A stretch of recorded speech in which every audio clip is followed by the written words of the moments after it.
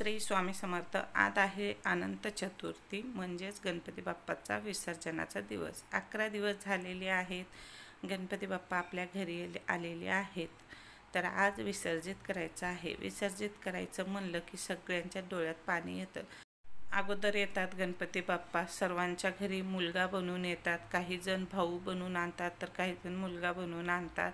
त्यानंतर येतात गौरी, मग गौरी जातात आणि त्यानंतर गणपती बाप्पा जातात। गणपती बाप्पाला 11 दिवस राहण्याची परवानगी आहे, त्यामुळे ते 11 दिवस राहतात। त्यानंतर आपण त्यांना विसर्जित करतो।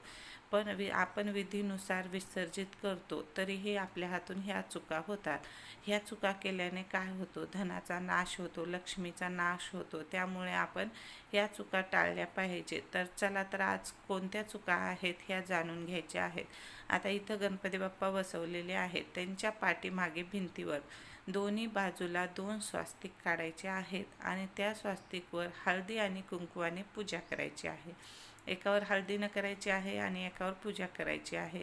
तर ते कशामुळं, तर ते जाणून घ्या। हळद आणि कुंकू म्हणजेच ज्यावेळेस गणपती बाप्पा आपल्या घरात येतात तेव्हा एकटे येत नाहीत, त्यांच्यासोबत त्यांच्या 2 बायका येतात। त्यांच्या 2 बायका म्हणजेच रिद्धी आणि सिद्धी।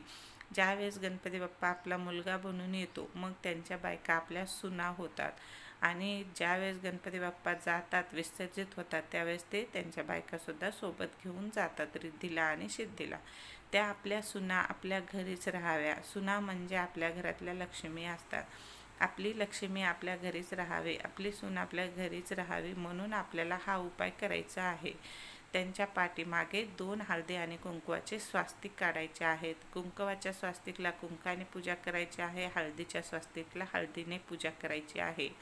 आणि रिद्धी सिद्धीला आपल्या घरीच थांबण्यास विनंती करायची आहे, प्रार्थना करायची आहे आणि गणपती बाप्पाला ब्रह्मांडाला जाऊ द्यायचं आहे, म्हणजेच गणपती बाप्पाला विसर्जित करायचं आहे।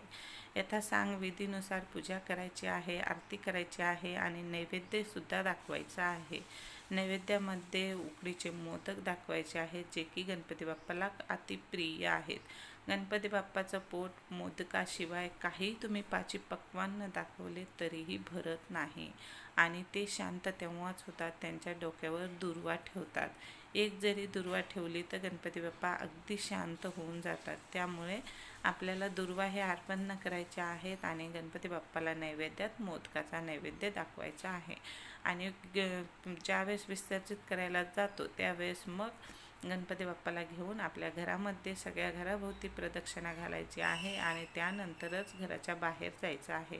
गणपती बाप्पा मोरया, पुढच्या वर्षी लवकर या, असे म्हणत आपल्याला गणपती बाप्पाचे विसर्जन करायचे आहे। आणि अगदी वाकडं तिकडं फेकून देऊ नका, त्यांना त्रास होतो। अलगद पाण्यामध्ये टाका, आवडल्यास